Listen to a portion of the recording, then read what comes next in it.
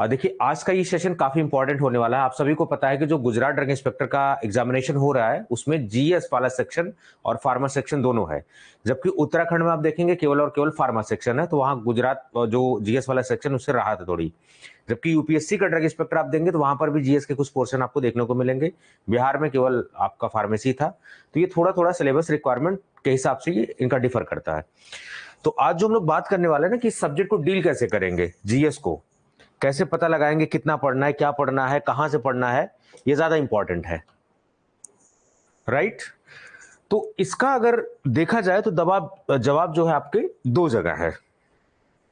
आप कहोगे सर आप फार्मेसी खो के क्यों ज्ञान बांट रहे हो जबरदस्ती का जीएस में। आपको इतना शानदार जीएस पढ़ाऊंगा मैं ना, आप याद रखोगे कि हाँ जीएस किसी ने पढ़ाया हुआ था, शायद ही किसी ने आपको पढ़ाया हुआ था। इस तरीके की बातें आप याद रखोगे, ठीक है। तो बेहतरीन तरीके से मैं आपको जीएस पढ़ाने वाला हूं, चाहे वो हिस्ट्री हो, ज्योग्राफी हो, पॉलिटी हो, करंट अफेयर हो, कोई दिक्कत नहीं है, ठीक है। टेंशन मत लीजिए, जबरदस्त क्लासेज आने वाली हैं, बस इतना मैं आपको अश्योर कर सकता हूं। अब ये मत पूछिएगा कि सर आपने कहां से सीख लिया। मैंने आपको अपने बारे में स्टोरी बताई हुई है कि इंटरव्यू कैसे फेस करते हैं। अपना पूरा प्रोफाइल मैंने बताया कि मैंने अपनी जिंदगी में क्या क्या किया हुआ है, तो उस बेसिस पर मैं ज्ञान बांट रहा हूं। पहला जो स्टेप है, सबसे पहले हमें देखना होता है सिलेबस को।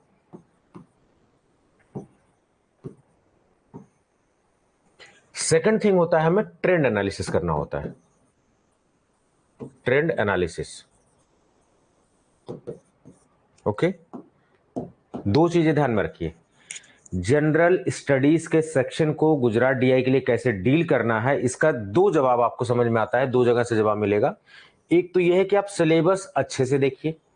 सिलेबस अच्छे से देखिए का क्या मतलब, रट्टा नहीं मारना है, सिलेबस को बारीकी से पढ़िए।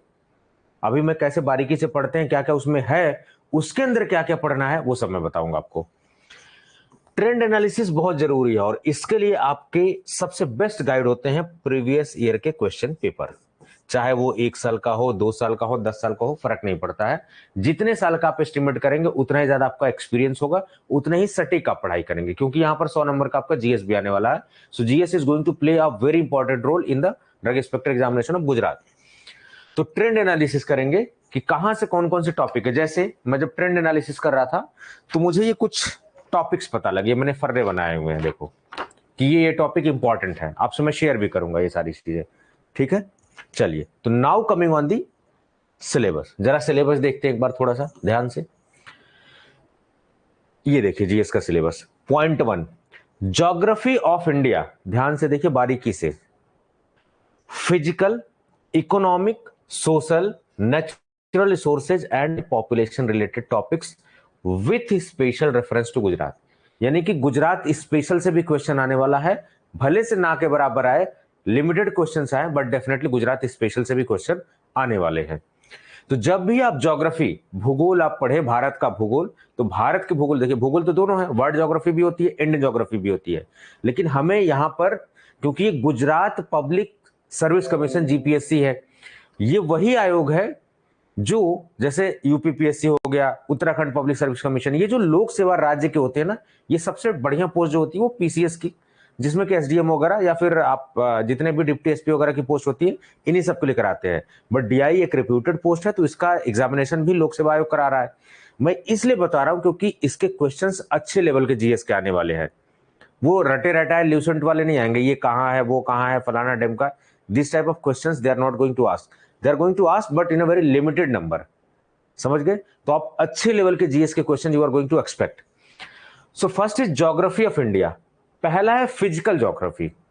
फिजिकल ज्योग्राफी का मतलब कि भारत कैसा भू आकृति, उसका स्ट्रक्चर क्या है, कहां लाई करता है, अक्षांश, देशांतर, ये सब जो आप पढ़ते हो ना हिंदी में, सारी चीजें, लॉन्गिट्यूड, लैटिट्यूड, इंडिया के बारे में डिटेल, नॉर्थ पॉइंट क्या है, साउथ पॉइंट क्या है, कहां से कहां तक है, कौन कौन से पासेस, दर्रे कौन कौन से हैं, माउंटेन रेंज कौन कौन सी हैं, ठीक है, ये सब आप पढ़ते हो ना। रिवर सिस्टम इंडिया का क्या है, भारत की नदियां, ये सब जो चीजें आप पढ़ते हो ये फिजिकल ज्योग्राफी में, ठीक।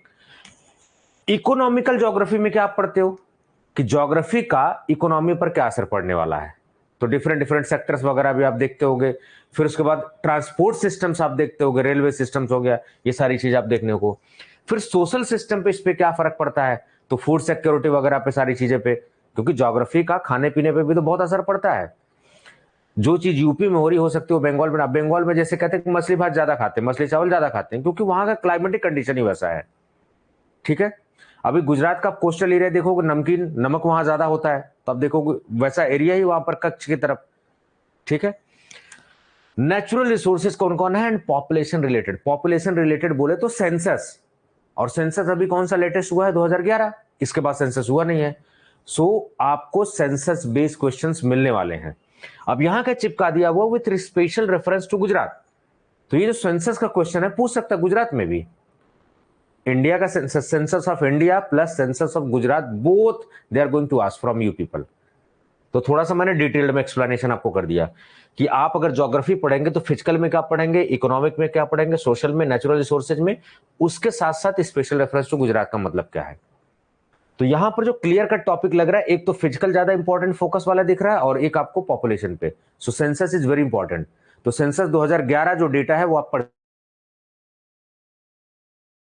के जाएंगे। Right right. अब ये जो चीजें हैं इसको पढ़ेंगे कहां से, geography of India. Geography of India को पढ़ने के लिए जो बेस्ट किताब है वो है एनसीईआरटी की क्लास 11, लिख लीजिए। अभी सब बताता हूं, एनसीईआरटी क्लास 11, ताकि आप अगर सेल्फ स्टडी भी करें तो आपके पास सिस्टम होगी। मैं यकीन करिए मैं आपको स्टैंडर्ड सोर्सेज से ही पढ़ाऊंगा, कोई भी ऐसे अरे गरे रिसोर्सेज से नहीं पढ़ाने वाला, रोड साहब किताबें मैं आपको नहीं पढ़ाने वाला हूं। सो एनसीईआरटी की क्लास 11 की, जैसे मैं आपको थोड़ा सा डेमो दिखाता हूं। आप शायद नहीं मानोगे लेकिन मेरे पास एक बहुत जबरदस्त लाइब्रेरी मैंने क्रिएट की हुई है। ठीक है, कम से कम उसमें लाखों रुपए की किताबें पढ़ी होंगी, मैंने जिंदगी में किताबें बहुत कमाई हुई हैं। तो किताबें मैंने सहेज सहेज के रखी है, बहुत टाइम से रखी हुई है अपने।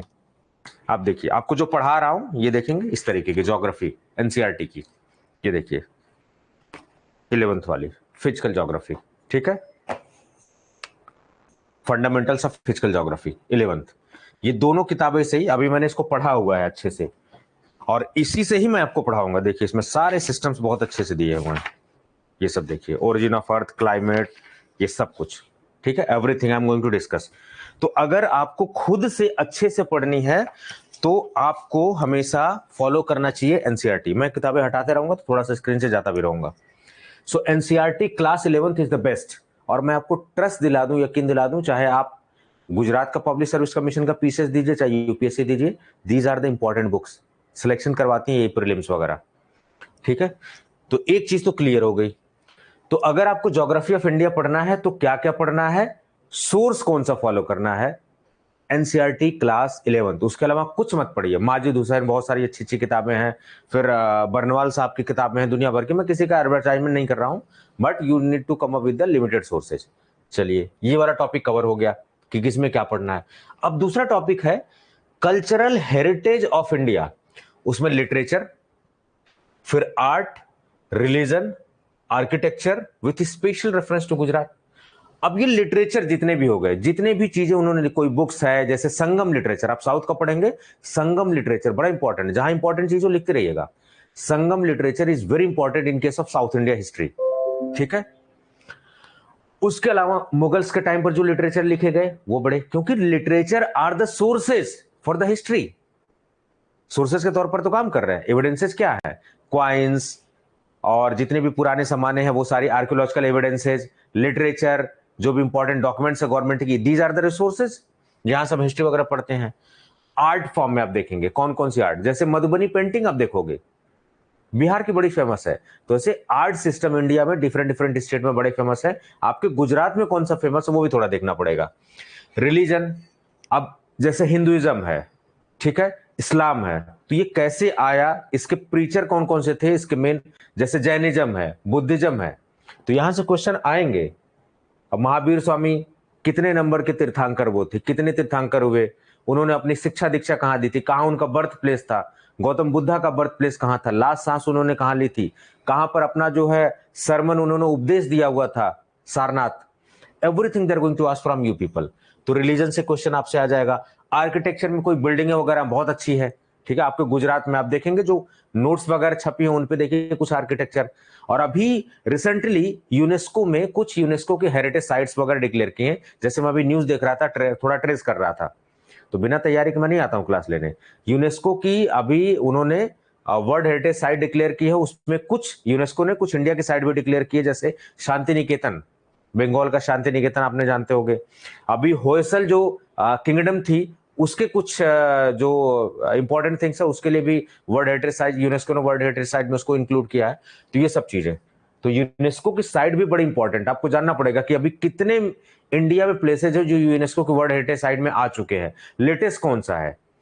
तो स्टैटिक के साथ साथ आपको करंट भी ध्यान देना पड़ेगा। तो अगर आप कल्चरल हेरिटेज ऑफ इंडिया पढ़ रहे हैं तो यूनेस्को की साइट इज वेरी इंपॉर्टेंट, और इंडिया का डेटा बहुत इंपॉर्टेंट है। पूरे दुनिया का मत पढ़िए, इंडिया का, कि अभी तक इंडिया की कितनी साइटें यूनेस्को की इसमें लिस्ट हो चुकी हैं, लेटेस्ट कौन सी है, ये सब पूछा जा सकता है आपसे, राइट।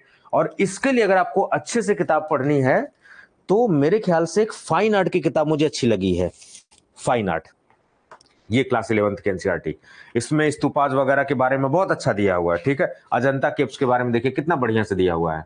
तो यहां से आप सिलेक्टेड, लेकिन कितना पढ़ना है, क्या पढ़ रहा है, यही एक टीचर का एक्सपीरियंस होता है। तो किताब में तो बहुत कुछ है लेकिन सिलेक्टेड पढ़ना है आपको, ठीक है, यही मैं आपको बताने। और बाकी नितिन सिंघानिया है जिसको यूपीएससी वाले लोग भी फॉलो करते हैं, बट आपको इतना हाई फाई लेवल पढ़ने की जरूरत नहीं है। क्लास 11th की फाइन एंड आर्ट की जो एनसीईआरटी है that is more than sufficient, आप उतना पढ़ सकते हैं, ठीक है। चलिए, तो कल्चरल हेरिटेज, यहां से इंपॉर्टेंट क्या बात निकल के आई कि यूनेस्को की साइट को खंगालना है, खास करके you need to main focus on the Indian data, कितने अभी तक साइट आ चुके हैं और लेटेस्ट कौन कौन से, जैसे शांति निकेतन का एग्जांपल मैंने दिया, होयसल किंगडम का दिया मैंने, ये सब सारी चीजें। अब तीसरा देखिए क्या लिखा हुआ है, history of India with special reference to Gujarat. भाई साहब इन्होंने तो केवल एक लाइन में लिखा हुआ हिस्ट्री ऑफ इंडिया इनको भी अंदाजा नहीं कि हिस्ट्री कितनी बड़ी है, बहुत बड़ी है। Art and culture, ancient history, medieval history, modern history. तो अब ये history of India with special reference to Gujarat, ये तो बहुत बड़ा टॉपिक, पढ़ते पढ़ते आदमी बुढ़ा हो, जब बाल गिर जाए सारे हिस्ट्री पढ़ते पढ़ते। तो अब जरा मैं आपको थोड़ा सा आइडिया देता हूं कि हिस्ट्री आप कैसे पढ़ेंगे, ठीक है। तो जब आप हिस्ट्री पढ़ेंगे तो पहले हिस्ट्री को जान लीजिए कितने सेगमेंट में डिवाइड किया गया है। तो हिस्ट्री में आपको 3-4 चीजें इंपॉर्टेंट पढ़नी होती है। एक होता है आर्ट एंड कल्चर, जो कि अभी ये पहले ही पूछ चुके हैं, तो आप पहले कवर कर चुके हो। फिर एंशिएंट हिस्ट्री, प्राचीन इतिहास, मिडाइवल हिस्ट्री, मध्यकालीन इतिहास। मेरे पिताजी बड़े चिढ़ते हैं इससे, कहते क्या तुम गड़े हुए मुर्दे उखाड़ रहे हो यार लेकिन उन्हें अंदाजा नहीं है कि आप ड्रग इंस्पेक्टर के तौर पर या सिविल सर्विसेज के तौर पर you are going to be the part of administration. आप जिले के राजा बनने जा रहे हो, अगर आप डीएम बनते हो, आप ड्रग इंस्पेक्टर बनने जा रहे हो, तो आप जिले में आप किसी वहदे पे हो, you are going to be the part of system. तो सरकारें कैसे चलती हैं, कैसे स्कीम्स बनाई जाती हैं, ये सब हमारे पहले के लोग कर चुके हैं। उन्होंने कुछ पॉलिसी लॉन्च की तो उनकी पॉलिसीज फेल भी हुई, पास भी हुई, तो जो अच्छी पॉलिसीज थी उसको कंटिन्यू करना है, उसको एडमिनिस्ट्रेशन में ले आना है, जो पॉलिसीज गड़बड़ थी उसको डिसकंटिन्यू कर देना है। तो पहले के राजा, चाहे वो अकबर हो, चाहे वो अशोका द ग्रेट हो, कोई भी राजा रहे हो, तो उनकी पॉलिसीज थी। जैसे अकबर की थी सुलह कुल की नीति, राजपूत पॉलिसी थी, दीन इलाही धर्म उन्होंने चलाया था। तो ये सारी चीजें जो है उसे सीखना है कि राजपूत नीति क्या थी, ये सब सारी चीजें आपको सीखने को मिलेंगी। Then after that modern history, ठीक। चलिए अब जरा थोड़ा सा और खोल खोल कर डिटेल में देखते हैं। आर्ट एंड कल्चर हम लोग पढ़ चुके हैं। एंशिएंट हिस्ट्री, एंशिएंट हिस्ट्री कितना पढ़ना है, क्या पढ़ना है, इसका जवाब प्रीवियस ईयर के क्वेश्चन पेपर, इसका जवाब मैं आपको दूंगा, ठीक है। या तो आप पिछले साल का पेपर देखिए, ट्रेंड एनालिसिस करिए, ज्यादा पीएचडी नहीं करना है आपको, कंपटीशन निकालना है पीएचडी के लिए, तो अलग से हम एडमिशन लेंगे और पीएचडी करेंगे वहां पर। एंशिएंट हिस्ट्री आपको जो पढ़नी है वो 11th की एनसीईआरटी से पढ़नी है, ओल्ड वाली। इंटरनेट से डाउनलोड करिए, पढ़ लीजिए इसको। इसके राइटर है R S. Sharma ji, it's very important. और मैं आपको यकीन बता दूं, यही सारे सोर्सेज यूपीएससी वाले भी फॉलो करते हैं, स्टेट के पीसीएस वाले भी फॉलो करते हैं। RS. Sharma is the best book for ancient history. अब इसमें पढ़ेंगे क्या क्या टॉपिक, वो थोड़ा सा मैं डीप आपको बताता हूं, ठीक है। सबसे पहले तो हिस्ट्री जान लीजिए पढ़ते क्यों है। आप कहोगे सर इससे तो सवाल पूछा नहीं जाएगा, लेकिन समझ होनी चाहिए। पहले के हड़प्पा सभ्यता, जैसे आप देखो अशोका का, आप देख लो मौर्यन एम्पायर में देख लो, चाहे मुगल में आप अकबर का देख लो, तो इन्होंने शासन किया। अलाउद्दीन खिलजी का आप देख लो, फिरोज शाह तुगलक का देख लो, तो इन्होंने पॉलिसी, किसी ने तक्का लोन किया, तो किसी ने सुलह कुल की नीति अपनाई, तो किसी ने राजपूत पॉलिसी बहुत अच्छी थी, किसी की टॉलरेंस पॉलिसी बहुत अच्छी थी। ये सब चीज you are going to be the part of system. तो उन्होंने क्या अच्छा किया वो कैरी फॉरवर्ड करना है, उन्होंने जो गड़बड़ किया वो आपको नहीं करना है। इसीलिए हिस्ट्री आपको पढ़ाई जाती है कि आप पिछले गलतियों में जो हुई हैं अच्छी चीजें उनको कैरी फॉरवर्ड करिए, जो गलतियां हुई हैं उससे सीख लीजिए। That's why we are just dealing with this history. Otherwise DI में हिस्ट्री का क्या जरूरत है? Because you are going to be the part of system. Geography क्यों पढ़ाई जा रही है? क्योंकि गुजरात में बहुत सारे जिले हैं, आपका कहीं भी फेंक दिया जाता। आप अब जैसे कच्छ जो है ना, कच्छ, तो वहां पर आप देखो कितना टिपिकल एरिया है, दलदल वाला एरिया है, जहां पर हमारी आर्मी जो है, आप देखते हो कि बीएसएफ वाले पाकिस्तान वाले बॉर्डर से लगा हुआ है। सर क्रीक का एरिया है, आप देख लीजिए, दलदल वाला मैटर है सारा वहां पर। तो अलग अलग देखोगे आप। ज्योग्राफी क्यों पढ़ाई जा रही है? क्योंकि अलग अलग जगह अलग अलग भाषा बोली जा रही है, अलग अलग जगह ट्रेन है वहां पर। आप देखोगे जो गुजरात से बॉर्डर सटा हुआ है, आप उसका ये राजस्थान से बॉर्डर सटा हुआ है, अलग उधर है। महाराष्ट्र के साथ जो बॉर्डर है उधर अलग मैटर है। तो ज्योग्राफी का काफी फर्क पड़ रहा है, इसीलिए हम लोग ये सब जीएस वगैरह पढ़ रहे हैं यहाँ पर, क्योंकि आप सिस्टम का हिस्सा बनने जा रहे हो। तो एंशियंट हिस्ट्री में जैसे आप पढ़ोगे, तो आप पढ़ोगे हड़प्पन सिविलाइजेशन, ठीक है, हड़प्पन सिविलाइजेशन। फिर उसके बाद आप वैदिक कल्चर पढ़ोगे, फिर बुद्धिज्म जैनिज्म पढ़ोगे, ये सारी चीजें, ये 3-4 टॉपिक इंपॉर्टेंट है। फिर जब मेडाइवल में आप आओगे, तो मेडाइवल में आप क्या पढ़ोगे? राजपूत जितने भी थे उन लोगों के बारे में पढ़ोगे, दिल्ली सल्तनत के बारे में पढ़ोगे, आप मुगल्स के बारे में पढ़ोगे, तो आपकी मेडाइवल पूरी कंप्लीट हो जाएगी। फिर उसके बाद मॉडर्न में आप आओगे, तो यूरोपियों के आगमन से, एडवेंट ऑफ यूरोपियन में, उसमें डिफरेंट डिफरेंट यूरोपियन पावर्स आई, उसमें डच आए, इंग्लिश आए, ये सारी चीजें, कैसे उन्होंने इंडिया को कैप्चर किया, कैसे अंग्रेजों ने हमारे ऊपर शासन किया। फिर सोशियो रिलीजियस मोमेंट कुछ हुए, क्योंकि उन्होंने हमें नीचा दिखाने की कोशिश की, तो हमने अपने आप में सुधार करने की कोशिश की। तो राजा राम मोहन राय वगैरह ने कितने भी आप देखोगे मोमेंट्स ये चलाए गए, ठीक है। जब ऑपरेशन करने की कोशिश की, दबाने की कोशिश की अंग्रेजों ने, तो कुछ विद्रोह भी हुए हमारे पास, ठीक है, कुछ रेबेलियस मोमेंट भी हुए, तो वो मोमेंट भी हमें पढ़ना है, इंपॉर्टेंट। उसके बाद सबसे इंपॉर्टेंट आता है इंडियन नेशनल मूवमेंट। उसके अलग अलग 3 फेजेस में जो हुए थे वो सारी चीजें, चाहे उसमें बंगाल का आंदोलन हो, चाहे लास्ट में आप देखोगे कैसे देश आजाद हुआ, क्विट इंडिया मूवमेंट या कैबिनेट मिशन वगैरह, everything they are going to discuss. तो एक खाका मैंने आपको तैयार करके बता दिया कि ये चीजें पढ़ने वाले हैं आप, ठीक है। तो एंशिएंट में क्या पढ़ने वाले हो, मैंने आपको आइडिया बता दिया, हड़प्पन सिविलाइजेशन, वैदिक कल्चर आप पढ़ोगे, उसके बाद जैनिज्म और बुद्धिज्म, इन सब के बारे में आप पढ़ोगे, ठीक है। कितना पढ़ना है ये मैं जैसे जैसे पढ़ाऊंगा वैसे वैसे डीप बताता जाऊंगा।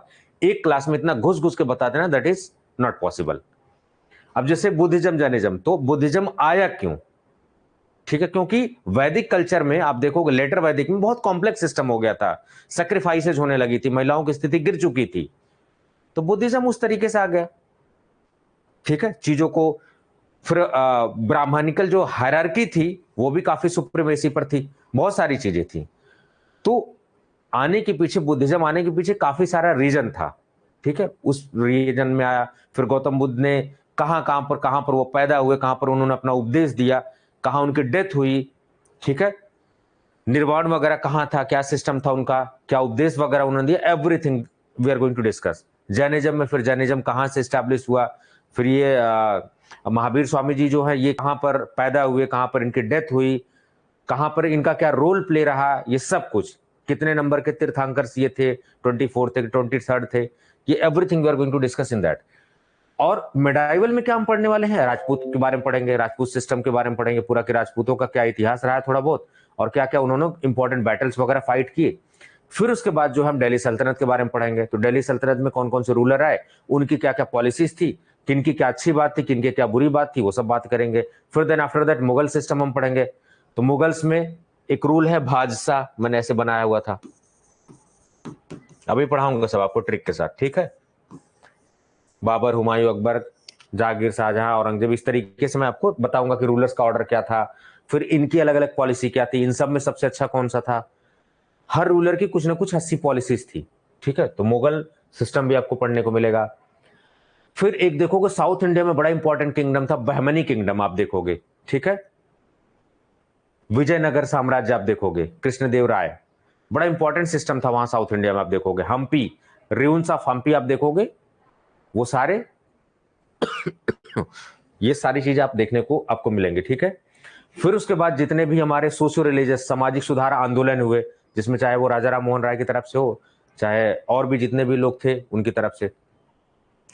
फिर उसके बाद आप देखोगे इंडियन नेशनल कांग्रेस वगैरह की स्थापना वगैरह, वो सब देखोगे कैसे स्टैब्लिश हुई, सेफ्टी वॉल का कॉन्सेप्ट क्या था इंडियन नेशनल कांग्रेस का, वो सब हम समझने की कोशिश करेंगे। फिर इंडियन नेशनल मूवमेंट के अलग अलग फेज 1, फेज 2, फेज 3 पढ़ेंगे उसमें, तो यंग बंगाल मूवमेंट वगैरह है, सारी चीजें, ठीक है। सूरत स्प्लिट वगैरह, वो सारी स्टोरी हम लोग जो है पढ़ने वाले हैं, वो सब कुछ इंडियन नेशनल मूवमेंट में। फिर कैबिनेट मिशन और ये सब पढ़ के क्विट इंडिया मूवमेंट और ये सब पढ़ा के देश को आजाद कर देंगे, तो ये पूरा हिस्ट्री हम पढ़ने वाले हैं। तो एंशिएंट के लिए सोर्स मैंने आपको बताया क्लास 11th की हिस्ट्री। मिडाइवल के लिए आप क्या पढ़ने वाले हो? मिडाइवल आपको पढ़ना है तो आप पढ़िए हिस्ट्री की ही सतीश चंद्रा, ठीक है, सतीश चंद्रा जी की किताब पढ़िए, इट्स वेरी इंपॉर्टेंट। मॉडर्न के लिए आप जो पढ़िए वो आप एनसीईआरटी ही पढ़िए, सब एनसीईआरटी ही है, ठीक है। आप एनसीईआरटी पढ़िए विपिन चंद्रा की, अगर आप खुद से पढ़ना चाह रहे हैं। ये लोग बेहतर समझ पा रहे होंगे, जो लोग गुजरात में सिविल सर्विसेज की तैयारी कर रहे होंगे, जो वहां के एग्जाम दे रहे होंगे, उनको ये सब बिल्कुल इजीली समझ में आ रहा होगा। जो प्योर फार्मेसी बैकग्राउंड से उनको लग रहा होगा अरे यार ये सब पढ़ना पड़ेगा। अगर आप नहीं भी पढ़ेंगे कोई दिक्कत वाली बात नहीं, मैं पढ़ के आऊंगा, मैं आपको पढ़ाऊंगा, आपके इसीलिए तो मैं हूं। तो ये दुनिया भर की जो किताबें मैंने ले रखी हैं सब पढ़ा हुआ है मैंने, मैं कई दिन से पढ़ रहा हूं। ऐसा नहीं कि जिस दिन से बैच लॉन्च हो रहा है मैं पहले से चीजें पढ़ रहा हूं, चीजें सीख रहा हूं, अपडेट होकर आपको बेहतर तरीके से। कुछ जीएस की वीडियोस मैंने डाली हुई है, आप कंटेंट में देखना। हिस्ट्री मैंने आपको जबरदस्त पढ़ाई हुई है, आप देखना एक बार डेमो, पॉलिटी के लेक्चर्स देखना, ठीक है। तो ये सोर्सेज हैं, अगर आप खुद से पढ़ना चाहें गो फॉर इट। चलिए, कितना पढ़ना है, कौन सा टॉपिक पढ़ना है, आई हैव डिस्कस्ड। चलिए, ये वाली बात हो गई हिस्ट्री। अब जरा आते हैं इंडियन इकोनॉमी एंड प्लानिंग। अब भारतीय अर्थव्यवस्था पढ़ेंगे, इंडियन इकोनॉमी। तो हमने मिक्स्ड इकोनॉमी सिस्टम क्यों? India is a mixed economy, privatisation भी देखोगे आप, गवर्नमेंट सेक्टर भी देखोगे, दोनों। जबकि अमेरिका में आप प्राइवेट सेक्टर को डोमिनेंट होते हुए देखोगे, प्राइवेटाइजेशन। यहां पर मिक्स्ड इकोनॉमी हमने फॉलो की। तो मिश्रित अर्थव्यवस्था क्या होती है इसके बारे में थोड़ा जानेंगे, डिफरेंट डिफरेंट इकोनॉमिक्स बारे में जानेंगे, नेशनल इनकम का कॉन्सेप्ट क्या होता है, जीडीपी क्या होता है, जीएनपी क्या होता है, ये सब का थोड़ा बहुत कॉन्सेप्ट हम लोग पढ़ेंगे। फिर जो प्लानिंग कमीशन था, अभी तो नीति आयोग आ गया है 2015 से, तो प्लानिंग कमीशन क्या था, first 5 year plan, second 5 year plan, third 5 year plan में क्या प्रोविजन थे, गरीबी हटाओ का नारा किसने दिया था, इंदिरा गांधी सरकार में हुआ था, किस फिफ्थ प्लान कमीशन में था, कब से कौन था, रोल आउट प्लान कौन सा था, ये सब कुछ हम लोग डिस्कस करने वाले हैं, ठीक है। फिर किसानों का मुद्दा आप देखोगे देश में हाईलाइट हो रहा है, तो एमएसपी, ठीक है, एमएसपी का कि इतना मिनिमम जो है आपको प्राइस मिलना ही चाहिए इस फसल के लिए। तो एमएसपी पे देखा होगा आपने, किसान आंदोलन दुनिया भर के, पंजाब के किसान और हरियाणा के किसान आप देखोगे कर रहे थे आंदोलन। तो एमएसपी का कॉन्सेप्ट भी हम लोग डिस्कस करेंगे, ये सारी चीजें। 5 ईयर प्लान्स वगैरह भी काफी अच्छे से डिस्कस करेंगे। भारत की अर्थव्यवस्था पहले क्या थी, ठीक है, बीच में क्या अवस्था हुई, 1950 से पहले क्या सिस्टम था, अभी 1950 के बाद क्या हुआ है, और सबसे इंपॉर्टेंट चीज इंडियन इकोनॉमी में जो सबसे चेंजिंग ईयर है वो 1991 1991, क्योंकि यहां पर कॉन्सेप्ट आया एलपीजी का, लिबरलाइजेशन, प्राइवेटाइजेशन, ग्लोबलाइजेशन, ठीक है। क्योंकि इसके पहले हमारी इकोनॉमी क्लोज सिस्टम था, अभी क्या है कि हम पूरी दुनिया से जुड़ गए, ग्लोबलाइजेशन। आज अगर रूस में कुछ होता, यूक्रेन में होता, तो हमारे यहां फर्क पड़ता है। आज अगर कोरोना के लिए वैक्सीन बनाने के लिए अमेरिका कंपोनेंट नहीं देता तो हमारे यहां फर्क पड़ता है, because we are open system, we are economy. हम लोग ऐसी इकोनॉमी है जो जुड़े हुए हैं, फिफ्थ लार्जेस्ट इकोनॉमी है, बहुत जल्दी हम तीसरी बनने वाले हैं। तो इसी की वजह से, क्योंकि हमारे पास उस समय मनमोहन जी जो है फिनेंस मिनिस्टर थे, आपने देखा होगा, नरसिम्हा राव जी की सरकार थी उस समय 1991 में। तो एक बड़ा चैलेंज था हमारे पास बैलेंस ऑफ पेमेंट नहीं था, हम भुगतान नहीं कर पा रहे थे, सारी चीजें, पैसे हमारे पास नहीं थे। फिर हमने गहने जो अपने इंडिया के थे वो सारे जितने भी थे, वो सब सोना वगैरह सब जितने थे वो सब हमने रखे यहाँ पर गिरवी, जो भारत सरकार के पास थे। इकोनॉमी को खोला गया, आईएमएफ के पास लोन के लिए अप्लाई किया गया, वर्ल्ड बैंक के पास कंस्ट्रक्शन वगैरह के लिए लोन के लिए अप्लाई किया गया। तो उन्होंने शर्त रखी, भाई आप किसी के पास पैसे के लिए जाओगे तो आपके पास शर्त थोपा जाएगा कि आप ऐसे करो, ऐसे करो, ऐसे करो, अपनी इकोनॉमी खोलो। तो आईएमएफ ने पैसे दिए, रिवाइव किया हमारी इकोनॉमी को, लेकिन कुछ शर्तें भी। तो आज उसी के देन है कि आज कुछ भी होता है, हम पूरे वर्ल्ड में, आज यहीं से बैठे बैठे अमेरिका में क्या चल रहा है हमको सब पता है। आपके गुजरात में बैठे बैठे आपको सब पता है कि अमेरिका में क्या चल रहा है। और गुजरात तो एक ऐसा स्टेट है जो बिजनेस माइंडेड स्टेट है, तो गुजरात को तो सब पता रहता है। 1991, तो 1991 is the changing year in the India's history, क्योंकि इकोनॉमी पूरी तरीके से चेंज हो गई। तो एलपीजी का कॉन्सेप्ट भी पढ़ेंगे। फिर ग्रीन रिवॉल्यूशन का कॉन्सेप्ट था, हरित क्रांति 1960s वगैरह में आई थी, MS स्वामीनाथन वगैरह कॉन्सेप्ट आपने देखा होगा। पंजाब में आया, हरियाणा में आया, उत्तर प्रदेश के पश्चिमी उत्तर प्रदेश में आया, पूर्वी में उतना नहीं आ पाया। तो आप देखेंगे इसका दोनों में, यूपी में ही जो ईस्ट यूपी है, वेस्ट यूपी, दोनों में lot of difference you are going to observe just because of this green revolution. ठीक है, तो ये सब कॉन्सेप्ट हम डिस्कस करने वाले हैं, इंडियन इकोनॉमी एंड प्लानिंग। इसके लिए जो सबसे बेस्ट बुक मुझे मिली वो एनसीईआरटी की क्लास 11th है। ये देखिए, ये मैं आपको पढ़ के पढ़ाऊंगा अच्छे से।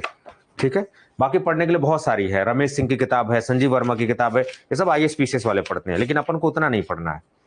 देखो, इंडियन इकोनॉमी 1950 से 90 तक क्या थी, 1991 से क्या है।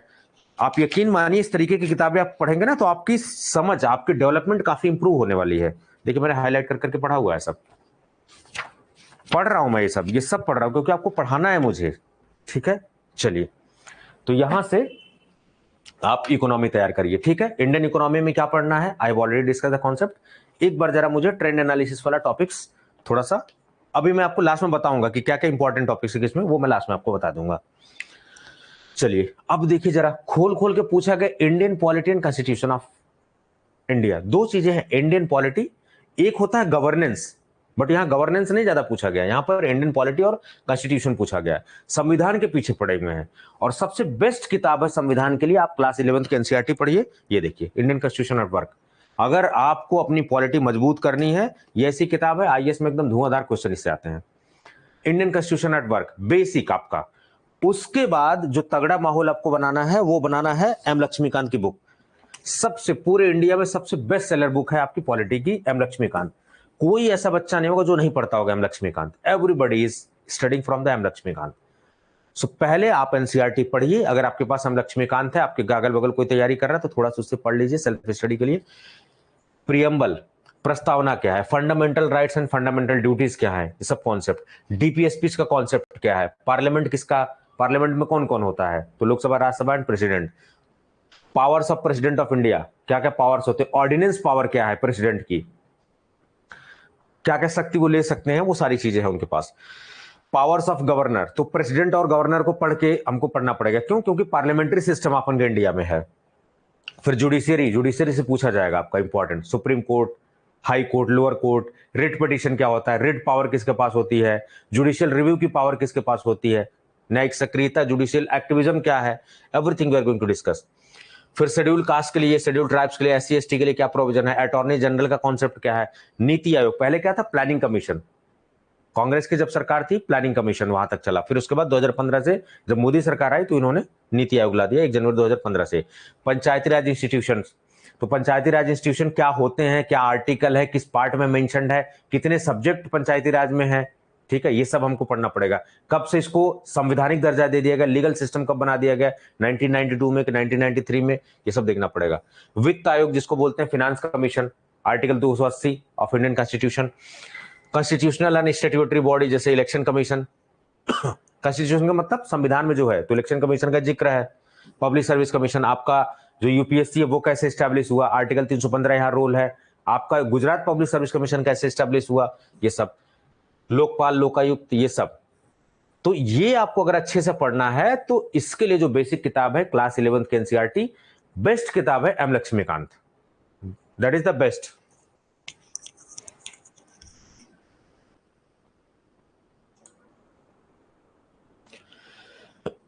फ्रस्ट्रेट मत होइए, परेशान मत होइए, इशू मत होइए। अभी मैं आपके सब सवाल का जवाब दूंगा। ठीक है, अभी मुझे फोकस होकर पूरी तरीके से पढ़ा लेने दीजिए, बता लेने दीजिए, otherwise things will be go out from the mind.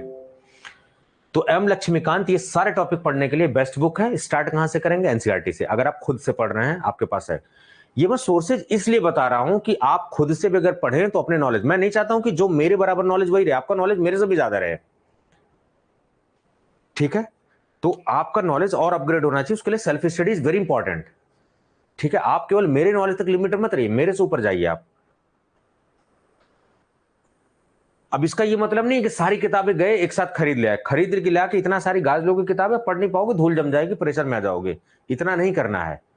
ये जितनी किताबें मैं बता रहा हूं, इन सब से ही मैं नॉलेज दूंगा आपको।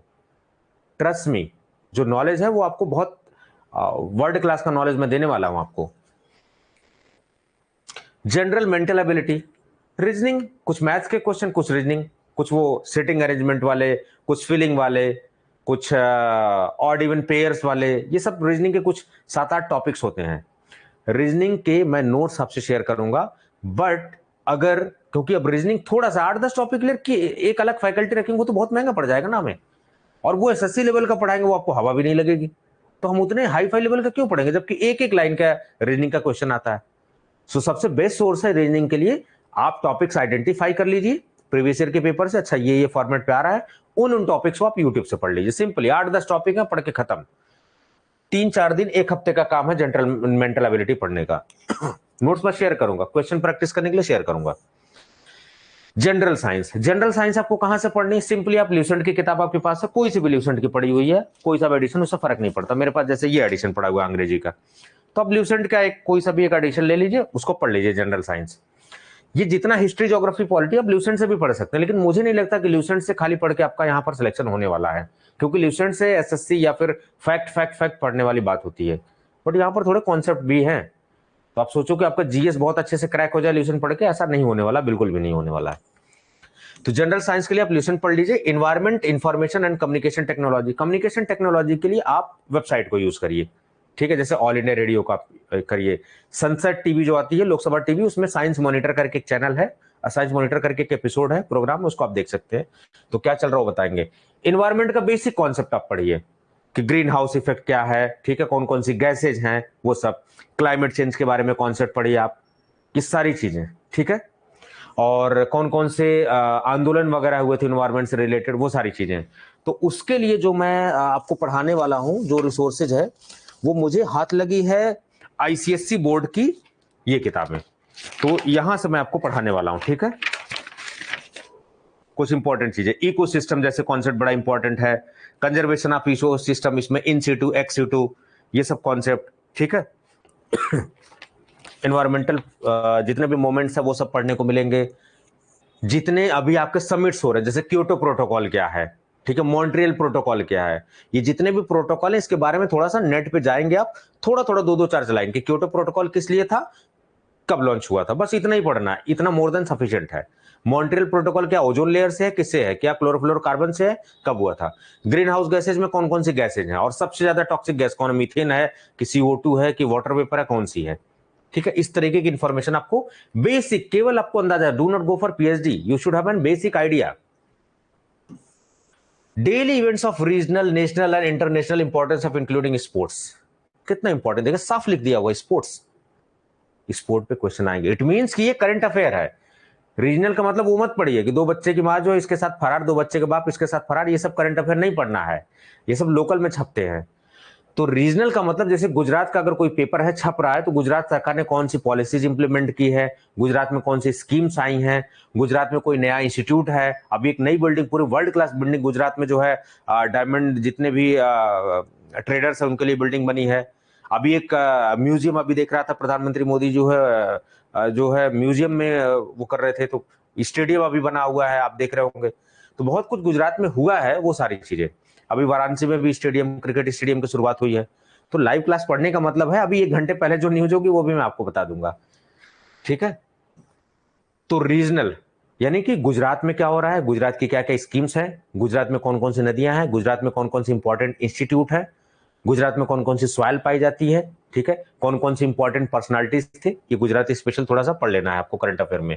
नेशनल में क्या चल रहा है, नेशनल में आपके करंट अफेयर में अवार्ड्स भी आ जाएंगे, समिट्स भी आ जाएंगे, G20 बड़ा न्यूज में था, G7 बड़ा न्यूज में था, ये सब आपको पढ़ना पड़ेगा। स्पोर्ट्स में अभी देखोगे आप, एशियन गेम्स था, क्रिकेट का आप देख लो, ठीक है, ओलंपिक्स गेम जो रिसेंटली हुए उनके बारे में देख लो, पैरा ओलंपिक्स के बारे में देख लो, ठीक है, ये सब के बारे में जरा।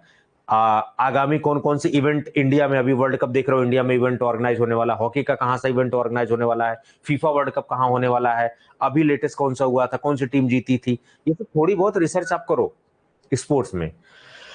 फिर विंबलडन सीरीज कब हुई थी, ग्रैंड स्लैम जितने चारों फॉर्मेट है वो सब, यूएसए ओपन, फ्रेंच ओपन, फलाना ओपन, ढमाका ओपन, जितना ओपन है वो सारा आप पढ़ डालो, सारा चीजें स्पोर्ट्स। अवार्ड्स में आप देखो, ज्ञानपीठ पुरस्कार, वेद व्यास पुरस्कार, जितने भी आपके समिट, ऑस्कर हुए, नेशनल फिल्म फेयर अवार्ड हुए, जितने भी अवार्ड है वो सब, सारे अवार्ड, तो ये सब आप करंट अफेयर में पढ़ोगे आप। इंटरनेशनली क्या चल रहा है वो भी थोड़ा सा पता लगाना चाहिए कि इंटरनेशनली कोई घटना जो इंपॉर्टेंट है वो थोड़ा सा आपको पता होना चाहिए। तो इस तरीके से करंट अफेयर पढ़ो। करंट अफेयर पढ़ने के लिए कोई भी एक ऐप अंग्रेजी का या हिंदी का आप अपने उसमें इंस्टॉल कर लो, ठीक है, चाहे द हिंदू हो, इंडियन एक्सप्रेस हो, वो नोटिफिकेशन आती रहती है।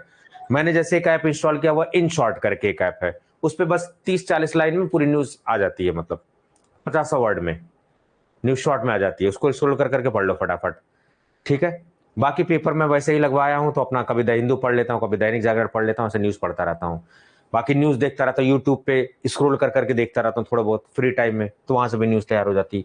इसके लिए कोई स्पेशल नहीं है, राइट। चलिए जरा क्वेश्चन देख लो, कुछ लोग छटपटा रहे हैं।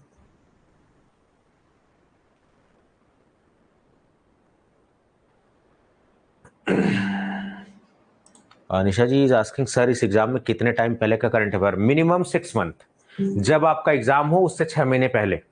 दिसंबर में आपका एग्जाम होने वाला है, 6 महीने पहले का करंट अफेयर आपको होना चाहिए। अगर आप 1 साल तक का तैयार कर सकते हैं it is well and good, minimum 6 month should be there, ठीक है। जैसे एग्जाम होने वाला है, 15 दिन बाद एग्जाम होने वाला है, तो 15 दिन तक जो करंट अफेयर वो अभी आप पढ़ते रहिए, मिनिमम 6 मंथ। चलिए और किसी का कोई क्वेश्चन है?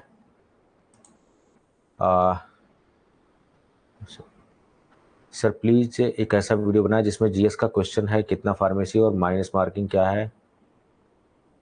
बताया तो था सरिता जी, मैंने बनाया हुआ गुजरात पे, आप देखोगे ना इनोवेटर्स अड्डा का जो यूट्यूब हमारा चैनल है, और ट्यूटैक्सो पे भी कुछ वीडियो डाली है, दोनों प्लेटफॉर्म पे मैंने डाली हुई है, ठीक है। अभी फार्मा पाथफाइंडर्स प्लेटफॉर्म पे यूट्यूब पे कम डाल रहा हूं मैं वीडियोस, क्योंकि थोड़ा सा उस पर कुछ इश्यूज चल रहे हैं, ठीक है। उस पर वीडियोस में डाल नहीं पा रहा हूँ, कुछ फीचर्स उसमें एक्टिवेट करने हैं, वो समय की व्यस्तता की वजह से नहीं हो पा रहा है। बट इनोवेटर्स अड्डा पे मैंने अपडेट किया हुआ है, आप वहां पर देख सकते हैं सारी चीजें, क्या पैटर्न है, कितने नंबर का क्या है, इंटरव्यू। एक मैंने 1 घंटे 40 मिनट की यूट्यूब पे वीडियो बनाई हुई है, कैसे पूरा मैंने अपने 10 साल का एक्सपीरियंस जो मेरा शेयर किया, मैंने डीआई का पूरा एक्सपीरियंस शेयर किया हुआ है। कई लोग उसके नीचे लिख रहे हैं सर इतनी लंबी वीडियो कौन बनाता है? भाई साहब मैं ऐसे ही पढ़ाता हूँ, लंबी लंबी वीडियो ही बनाता हूँ, क्योंकि मेरा काम व्यूज व्यूज वाला नहीं होता है। पूरा इन्फॉर्मेशन ए टू जेड आपको उस 1 घंटे 40 मिनट की वीडियो में सब कुछ डीआई का मिलने वाला है। मैंने अपने डीआई का एक्सपीरियंस आपसे 1 घंटे की वीडियो में मैंने शेयर किया हुआ है, तो आप इन्वेटर्स अड्डा के चैनल पर जाइए, देखिए बहुत सारी कुछ चीजें हैं, ठीक है।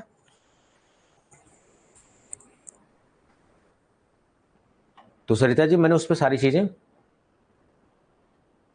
ठीक है, डिस्कस की हुई हैं, समझ में आ गया। अब जरा आते हैं जो मैंने ट्रेंड एनालिसिस किया तो उसमें मुझे क्या हाथ लगा, ये फर्रा जो मैं बना के आया हूं वो मैं आपसे डिस्कस कर लेता हूं थोड़ा सा।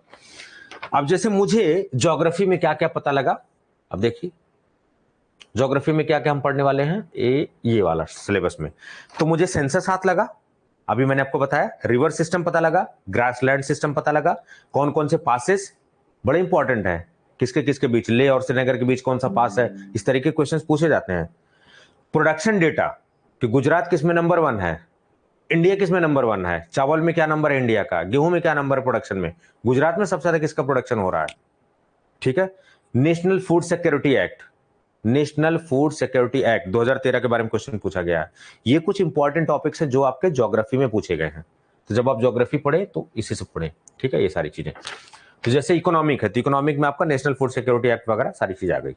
चलिए अब पॉलिटी का आप देखो, जैसे पॉलिटी का, तो पॉलिटी से प्रियम्बल में क्वेश्चन पूछा गया कि आत्मा किसे, संविधान की आत्मा किसे कहते हैं, प्रियम्बल।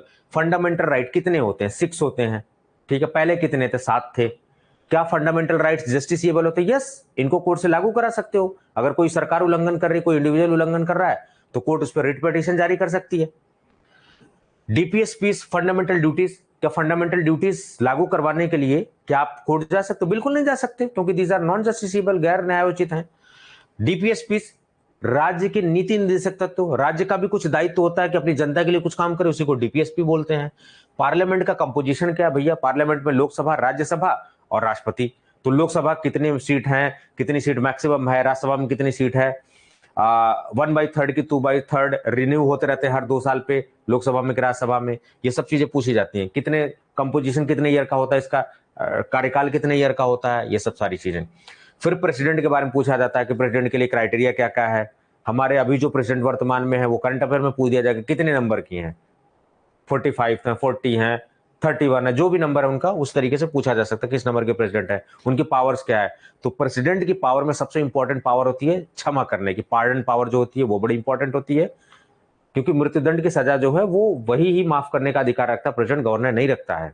और अध्यादेश जारी करने की जो क्षमता होती है, पावर टू इशू ऑर्डिनेंसेज, जब आपका पार्लियामेंट सत्र में नहीं होता है तो पिछले दरवाजे से भी कानून बनता है, उसको बोलते हैं ऑर्डिनेंस। राष्ट्रपति ऑर्डर जारी करता है, जैसे कि कृषि कानून था, उसी पे विपक्ष ने हो हल्ला मचाया हुआ था कि भैया पीछे से कैसे ले आए आप, ठीक है, इतने सही हो तो आप आगे से ले आओ, फ्रंट फुट पे खेलो। तो जब कभी सत्र आपका नहीं होता है तो जो लागू करने का काम होता है वो प्रेसिडेंट ऑर्डर जारी कर देता है। बाद में जब सेशन होगा तो वो डिस्कशन होगा, फिर वो लोकसभा राज्यसभा से पास होगा, राष्ट्रपति के साइन होकर एक्ट बन जाएगा और नोटिफाई होकर वो लॉ की तरफ बन जाएगा। आर्टिकल्स पूछे गए थे क्योंकि कॉन्स्टिट्यूशन की बात है तो आर्टिकल्स भी पूछे जाएंगे, ये सब चीजें। अब प्रेसिडेंट सेंटर में होता है, गवर्नर आपके स्टेट में होता है, और गवर्नर सेंट्रल गवर्नमेंट का रिप्रेजेंटेटिव भी होता है। अब देख लीजिए बंगाल का केस देख लीजिए, गवर्नमेंट का रिप्रेजेंटेटिव वहां पर गवर्नर है, सरकार जो है केंद्र सरकार और राज्य सरकार फर्क है। तो कभी देखते हैं गवर्नर और स्टेट के बीच लड़ाई भी होती है, क्योंकि एक जैसी नहीं बातें रहती हैं, क्योंकि गवर्नर को कहते हैं कि चुगली लगाते रहते हैं, वो यहाँ की बात वहां पहुंचाते रहते हैं। बट ऐसा नहीं है, संवैधानिक पद है, एक डिसेंट पद है गवर्नर का, और वो पॉलिटिकली किसी भी पार्टी से एसोसिएटेड नहीं होते हैं, ठीक है।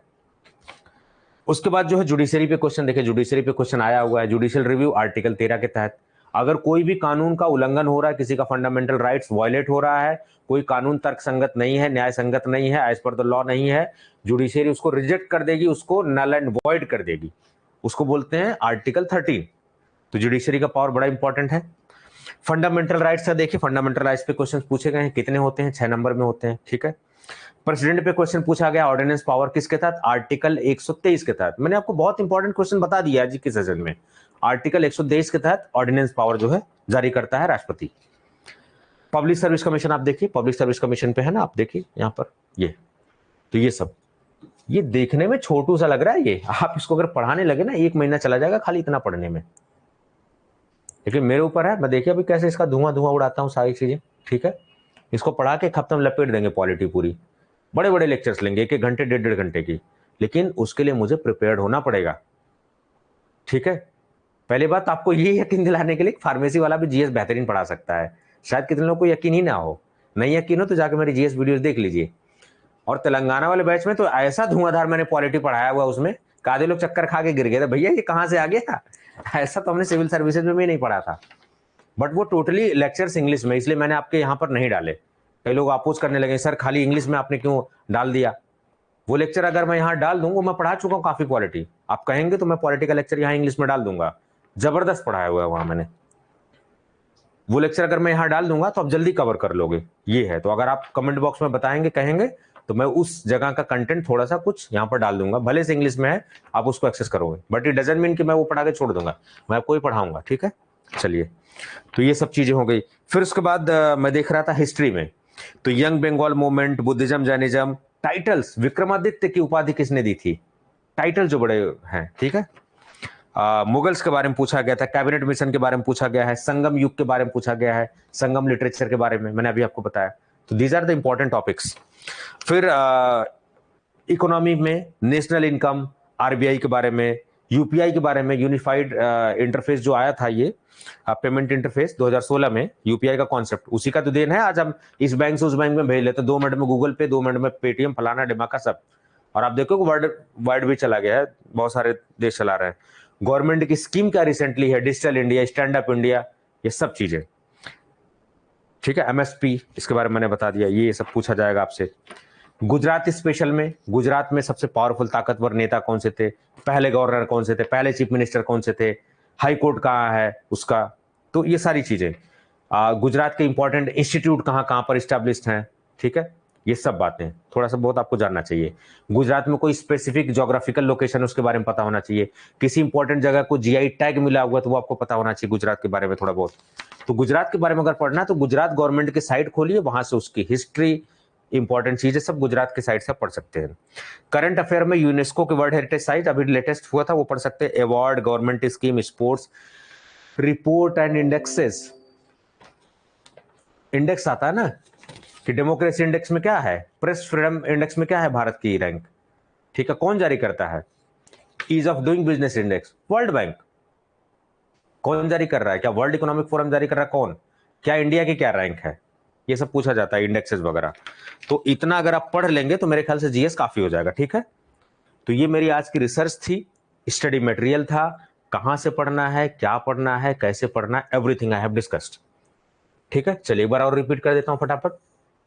ज्योग्राफी के लिए अब देखिए, special reference to Gujarat geography में है, special reference to Gujarat history में है, और स्पेशल रेफरेंस टू गुजरात यही है। बाकी इकोनॉमी से गुजरात से बहुत ज्यादा लेना देना नहीं, यहां साफ लिखा हुआ है, तो आप जबरदस्ती का गुजरात की इकोनॉमी मत पढ़िए जब यहां सिलेबस में नहीं है तो। ठीक है, जहां पर है वहीं पर, तो बारीकी से सिलेबस को देखिए आप इसको। ठीक है, ये सब एक एक पॉइंट को, यहां देखिए स्पोर्ट्स लिखा हुआ साफ, सो स्पोर्ट्स से ये सवाल पूछे जाने वाले हैं। अभी एशियन गेम जो हांगजो में हो रहे हैं, काफी अच्छा इंडिया परफॉर्म कर रहा है, मोदी जी उस पर पोस्ट वोस्ट डालते रहते हैं, तो ये सब चीजें हैं। ठीक है, चलिए और तो नहीं कुछ छूट रहा है, एक मिनट जरा देख लूं सरसरी निगाह से, बाकी तो फार्मेसी का आ गया, ये है। सो ये सब चीजें आपको थोड़े बहुत पढ़नी है, राइट। ठीक है, चलिए now it's question answer session. कुछ पूछना है तो प्लीज पूछ लीजिए।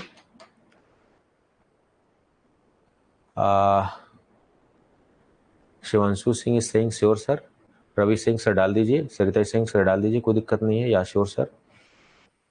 ये सब टॉपिक कवर हो जाएंगे, बिल्कुल, क्यों नहीं कवर होंगे सर, प्लीज ये लिस्ट भी अपलोड करवा देना। ठीक है, मैं कोशिश करूंगा ये लिस्ट में अपलोड करवा दूं। ठीक है, ये सब हो जाएंगे। जिस भी दिन कभी कुछ प्रॉब्लम हुई, लाइव सेशंस नहीं आए, मैं रिकॉर्ड करके सेशन अपलोड करूंगा, लेकिन क्लासेज आएंगी। कुछ लोग पॉलिटी के लेक्चर्स के लिए रिक्वेस्ट कर रहे हैं, अभी के अभी मैं एप्लीकेशन टीम को मैसेज करूंगा, उनको बोलूंगा कि ये पॉलिटी के लेक्चर आप यहां पर डाल दीजिए। ठीक है, तो मैं एक फोल्डर क्रिएट कर दूंगा, पॉलिटी लेक्चर्स इन इंग्लिश करके ऐसे फोल्डर डलवा दूंगा, तो आप समझ जाना कि जो पॉलिटी का लेक्चर है वो इंग्लिश में पढ़ाया गया है सब कुछ। कॉन्सेप्ट तो वही रहेगा ना, हिंदी में पढ़ो चाहे इंग्लिश में पढ़ो, समझ में आना चाहिए। तो फ्रस्ट्रेट मत होना, अगर अंग्रेजी में नहीं समझ में आए तो फ्रस्ट्रेट होने की जरूरत नहीं है, इतनी तो सबको इंग्लिश आती है, बट अगर नहीं समझ, कॉन्सेप्ट ही तो कॉन्सेप्ट, मैं इसलिए उसको डालूंगा क्योंकि आप थोड़ा सा आगे हो जाओ। तो अभी फार्मा सेक्शन, अभी जूरिस्प्रूडेंस मैक्सिमम हमने कवर कर लिया, अभी दूसरे फार्मा सब्जेक्ट चल रहे हैं, उसके बाद जीएस। जीएस में I am planning to come up with this GS lecture on Saturday. Saturday 2 घंटे का एक लेक्चर लेके आओ और काफी इंपॉर्टेंट चीजें मैं खत्म कर दूं। और आपको पता है कि मेरा 2 घंटे का लेक्चर मतलब 5 घंटे का लेक्चर आने वाला है, और वो 2 घंटे पढ़ाने के लिए मैं पूरे हफ्ते मेहनत करके तब वो 2 घंटे का लेक्चर आपके लिए ले आऊंगा, ताकि आपके क्वेश्चन का जवाब दे पाऊं, ताकि आपको लेवल वो जो है वो मेंटेन कर पाऊं, सारी चीजें। ठीक है, so I am planning for the GS lecture from the Saturday. So this Saturday you are going to get the GS lecture. So please be prepared for that. Right? चलिए, तो कुछ है तो पूछ लीजिए फटाफट। मेरे ख्याल से मैंने काफी चीज आपको बता दी है। अभी आप यकीन नहीं मानेंगे, बहुत सारे सोर्सेज मैंने पढ़ा हुआ है। देखो, अब देखो कितनी खतरनाक खतरनाक किताबें सब सिविल सर्विसेज वाले पढ़ते हैं। ये देखो, ये देखो एनसीईआरटी,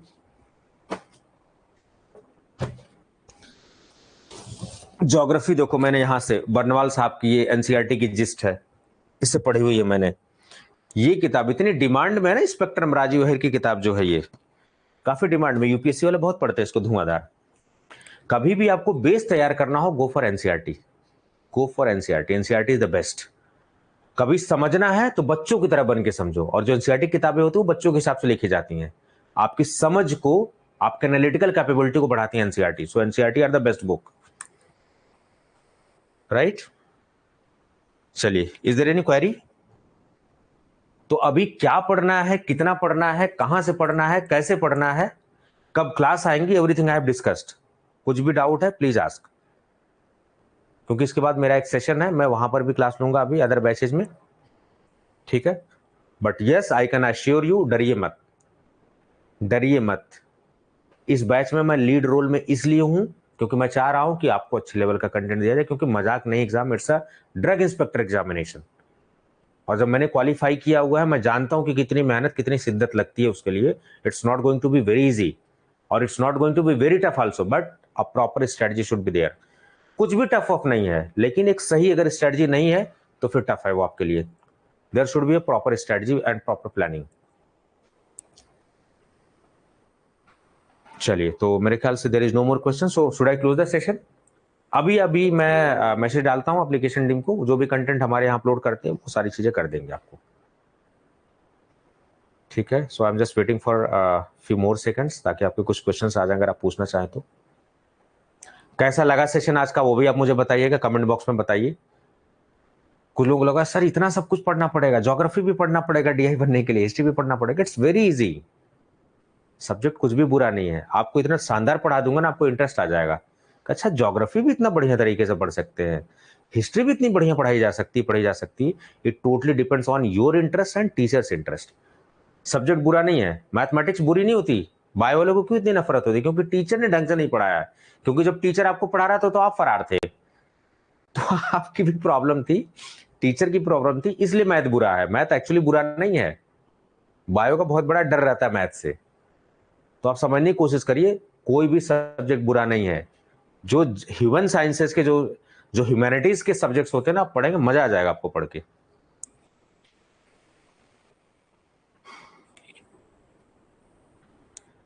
चलिए, so I think there is no more question. So अपना ध्यान रखिए, स्वस्थ रहिए, मस्त रहिए, नमस्कार।